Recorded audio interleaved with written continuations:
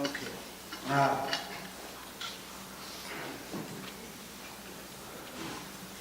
We can start. Okay. And now I'm going to the next verse. It's a cultivating absolute bodhicitta. Cultivating absolute bodhicitta is absolute. The absolute is like a kind of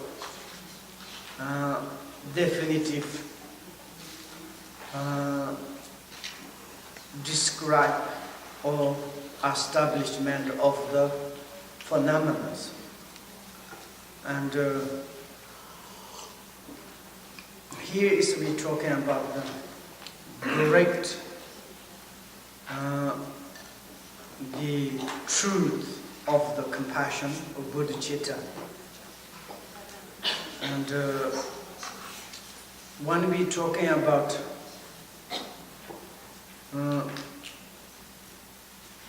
Bodhicitta, it is relative bodhicitta and is absolute bodhicitta.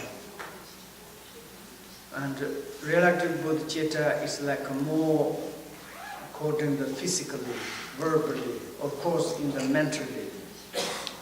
More is like a kind of action. And connect to discipline, of course. But absolute truth, absolute bodhicitta is like more mentally and to concern about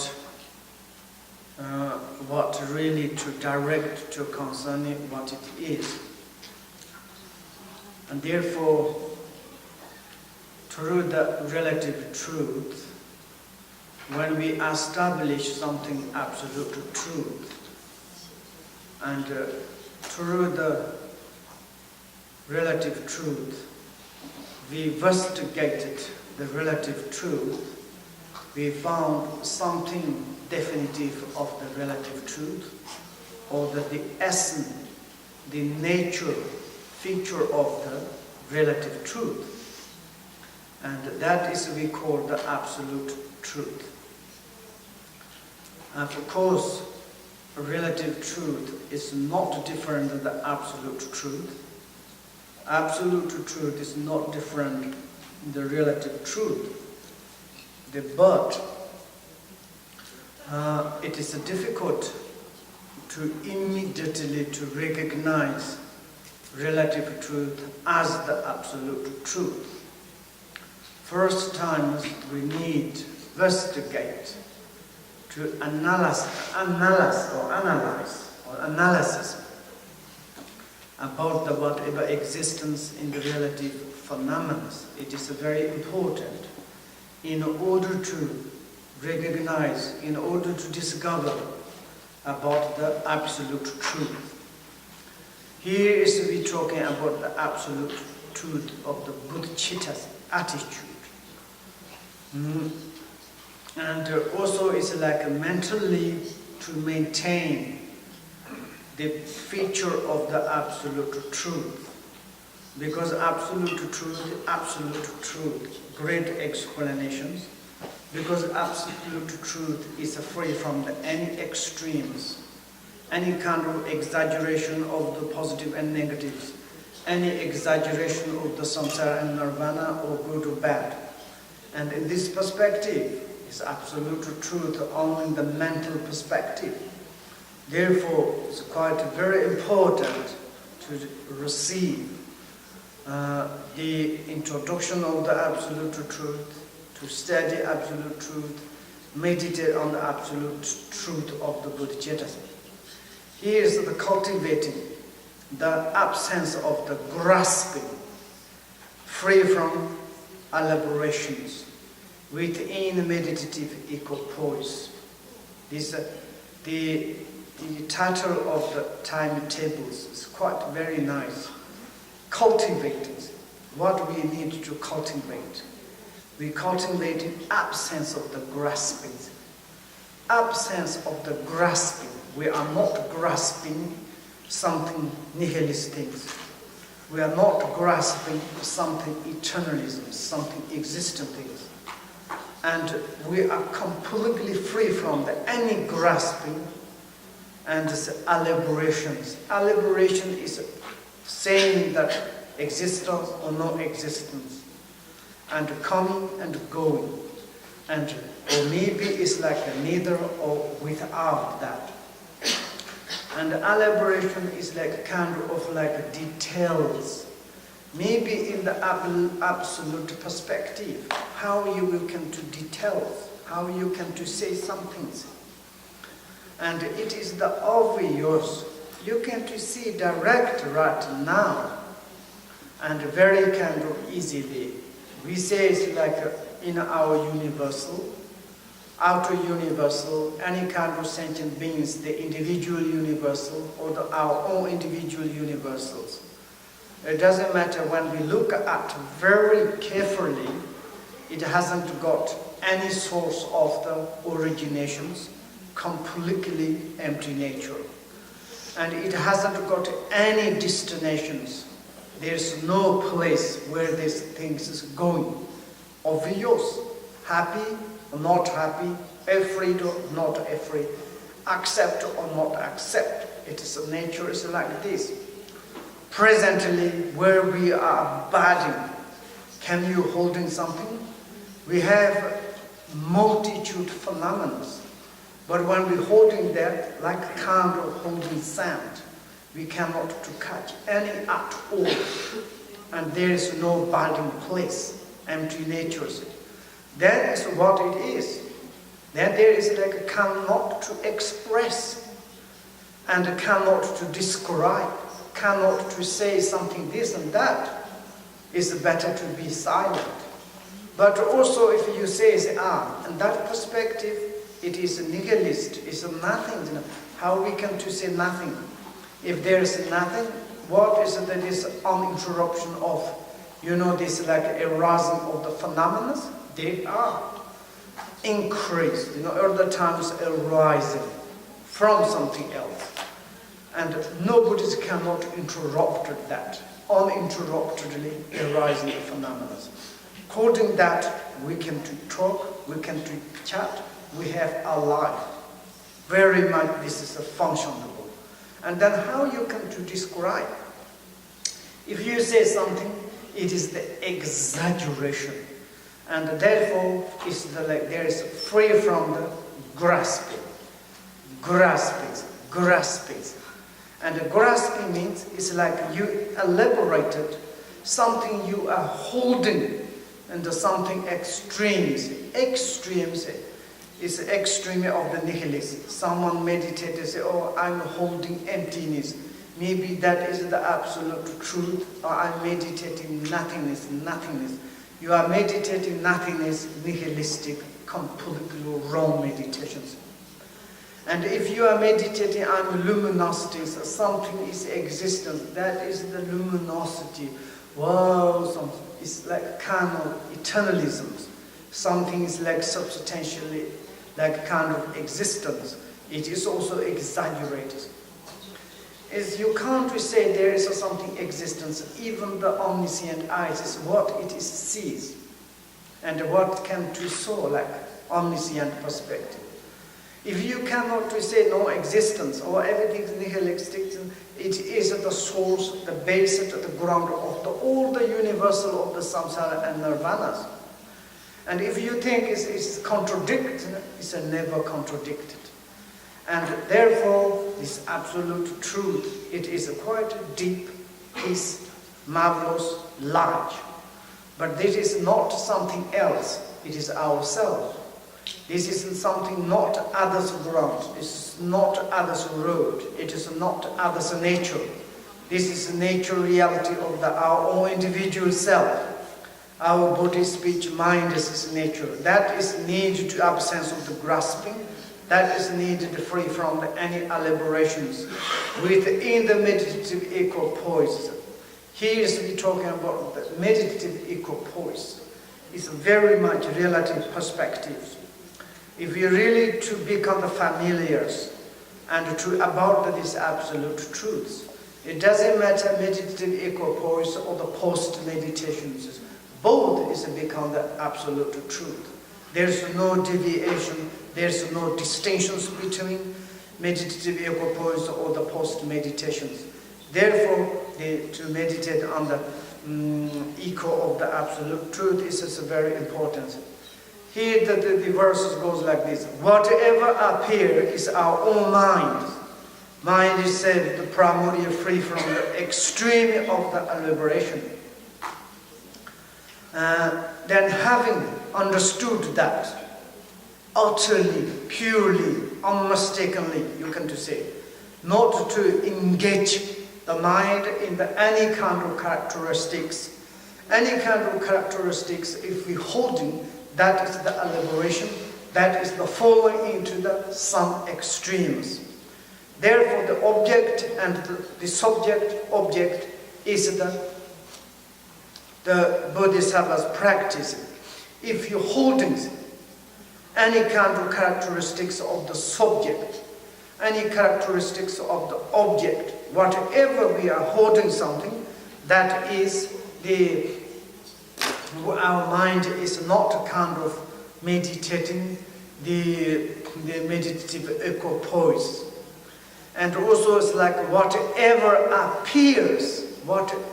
appearances appears, all is reality is our own mind. Then the mind itself, we close more to look at the mind itself primordially, inherently, in the beginningless times. During the alpha purity, it itself is to go beyond the mental, any kind of constructed. There is no kind of any kind of extremes. It is the truth. Knowing this, if we have this notion of that, generally difficult to have that knowledge. We need to follow the spiritual friends, and that kind of the subject matter, our self to study, self to understand, very much difficult.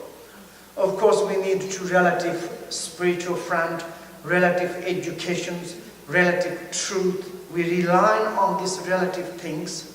Through that, we need to realize that this primordial beyond all the mental constructed things, free from any elaborations, go beyond any extremes. That this kind of notions, first time we need to hear, listen, reflect on that, and afterwards we need to get experience. Experience, how we come to experience during the meditative equipoise.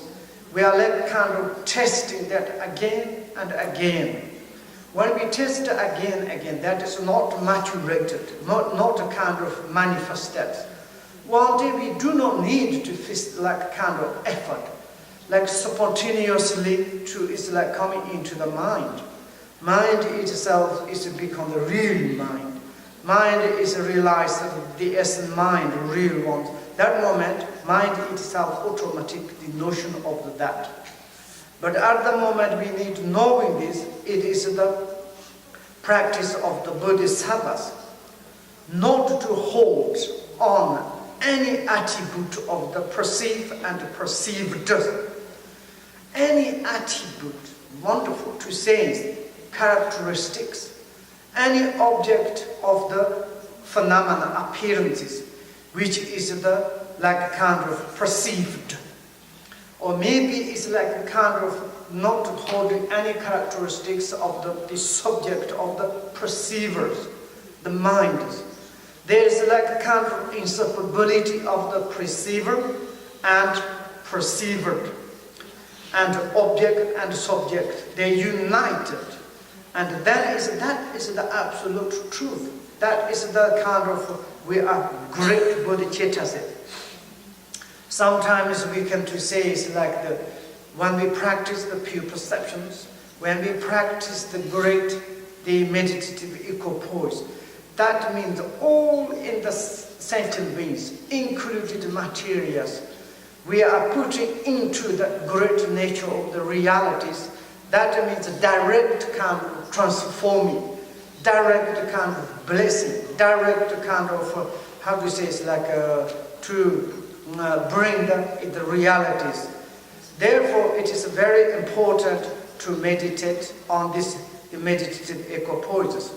No matter how all these outer and inner phenomena, appearances of the samsara and the nirvanas, are the kind of the vessel and its contents, or the kind of imputations of our own individual mind.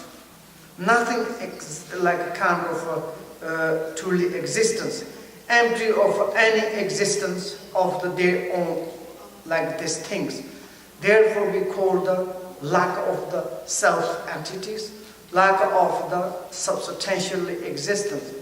Some people, maybe they think is, I'm afraid. I don't want to practice emptiness.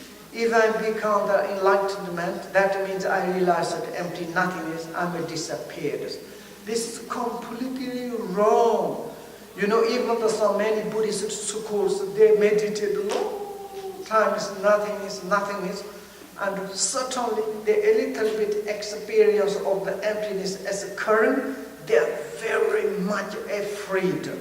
You know, it's like really it is the truth. I have one friend of the Koreans, and he all the time meditate to look at the wall and to meditate. Probably per day 6 or 8 hours. True, and 3-4 years he did like. Certainly we was together, and certainly he's coming to me. He said, "What can I do? What can I do?" I said, "What happened?" He said, "I'm losing." When he meditated, look at the wall has disappeared. He loses his body, and his all the appearance is like become dissolved into the emptiness. Then he thought, "I'm losing myself. There is nothingness. I don't want to become like a nothingness." And this is, I said, you should to rely on the like qualified teacher. You do like this, you yourself is mistake. You are meditating all the time, it's nothingness. Nothing is extremes. Nothing is elaboration. Nothing is wrong. This emptiness is not really, it's reality. Like maybe at the beginners, for a little bit can do support for your like kind of mind of the clingings, mind of the believer of the existence, these things. Reality is not. Therefore, it's like we're talking about the free from any elaborations, go beyond any extremes. And therefore, it is very important to go beyond and all any extremes things. And also here is talking about the perceiver of the minds, perceived of the appearances. This thing is like we can dualistic the holding, and to say, this is my mind, this is my appearance. Then we cannot to make the meditative equipoise. And therefore it's like the object of the appearances and the subject of the receiver of the mind. It is also like there is no separations. This is like a kind of when we perceive the separation, it is like dualistic perspective. And that is like, for example, in the Patrul Sutta, it says, complete knowledge of the manner in which all the phenomena are born and empty is supreme engagement in transcendent knowledge. That is the transcendent of the wisdoms. That is the meaning, that is the sense, notion of the Pajina Paramattasa. And also in when we want to meditate the transcendent of the wisdoms, the meditation of the transcendent knowledge is not to meditate on anything whatsoever. That is, if we preserve something into our minds, it is not meditative equipoise. It is not we are meditating in the absolute truth. Therefore, meditation of the wisdom, meditation of the absolute truth is transcendent knowledge. Is the meditation of the space. When you are meditating space, what are you going to meditate? If you say I'm meditating in space, like as a balloon, you know, that is your exaggeration. Space is not a balloon. Space is completely go beyond any color, shape, dimensions. And like sometimes says absolute truth is looks like space. Of course, space is like a kind of, there's no any kind of how do you say to form or color, but of course space has such a function. This is quite a good example, but of course absolute truth is not like this. And therefore, when we are like kind of close more and more those phenomena, and then there is the free from any elaborations. There's no coming, there's no going, no birth, no death. It is like this. This is go beyond that. But that is like for the beginner. It's something is a little bit what is this? Because you didn't study any philosophies, and you didn't study any philosophies. You cannot receive this kind of like speech, because it's like you misunderstand.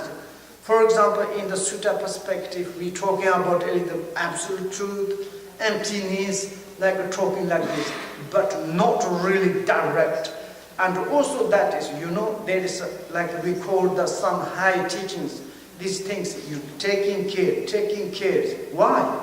Because it's like students misunderstand, and then this maybe Buddhist is talking about nothingness. Buddhist is not nothingness. Buddhist is talking about true nature of the realities. We can look at this present, our true nature, realities. Water, earth, fire, and all our aggregations. Itself is like there's no fixations. We are obvious. Even we can look at our minds. For example, first our mind is very much anger mind, disturbing mind, looks like evil mind. So much negative things. That moment we think, my mind is a really evil mind. This preserved or fixated, that's not at all. Nature mind, true nature of the mind is not negative. And certainly is changed. Our mind is become more positive, compassionate, wisdoms there. This alternate is occurred, there's mind, there's nothing fixated things.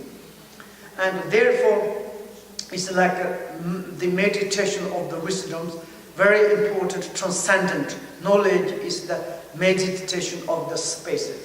Like a kind of transcendent, any attribute and any extremes, any elaborations, that is the necessary. And like a kind of generally, it's like a best meditation. The representative, the meditation of the absolute truth. We say it's like, okay, your meditation is emptiness, means maybe you can, your mind put between two thoughts, not past, not future. And then we are trying to like this, then there is absence of the thoughts. And I mean, it's like at the beginning, it's like if you meditate, that is quite very well. There's three qualities. It's possible to occur, And like a kind of, there's three kind of the qualities occurring through the meditations. And like, how to say, it's like first time's bliss, and then it's like kind of like clarity, and then it's like absence of the thoughts. Sometimes your meditation like this, equipoise is quite very well when you meditate, and then you have such bliss, comfortable, body and mind. Maybe it's like your basic education of the meditation, basic yourself to study meditation quite well, and then it's the science is like when you meditate, body is nothing pain, mind is there's not much disturbing emotions, calm, and yours like kind of happiness. Like sometimes we say it's like when you first time during the very cold weather and you enter into the Rasha Banya, and the first time, so wonderful. Something like this. Maybe we think, oh, now I'm really enlightened man. That is the great my meditation. That moment you need to take care of them, your attribute, negative attribute of the desire attachment is attacking to you. And if we are too much falling into that, we reborn in the desire realms. And sometimes your meditation is quite very well, and luminosity, clarity is coming. And even sometimes your feelings you can to see through the walls, and there's no like kind of, it's like penetrated, no like someone's interrupted. Now I'm like really enlightened man. I have such a luminosity, and if you too much desire attachment, this is the, your negative attribution, like a holding, clinging characteristics of the desire attachment. You too much following that, it's making the rebirth of the desire, the form realms. And sometimes when you meditate, during the meditations, there's absence of the thoughts. Maybe if you meditate hours, maybe 24 hours if you meditate, there's nothing disturbing emotions arrive. Then it's like a kind of stability of your mind. Maybe it's good, but that moment you think, look, now I have no any disturbing emotions. I am completely chocolate Buddha. But if you have too much concern in that, it's making the rebirth of the formless realm. And therefore, the meditation of the wisdom is a transcendent knowledge, is the meditation space, or the transcendent any attributions, any elaborations, any extremes. There is nothing preserved things. Sometimes it's that best meditation is no meditation. Best training process is no training process. That is the great master wisdom of the meditations. That is, I wanted to continue to more and more.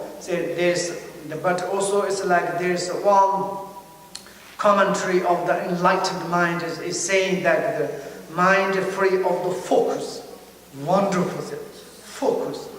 And something, if you put the focus, it's exaggerations.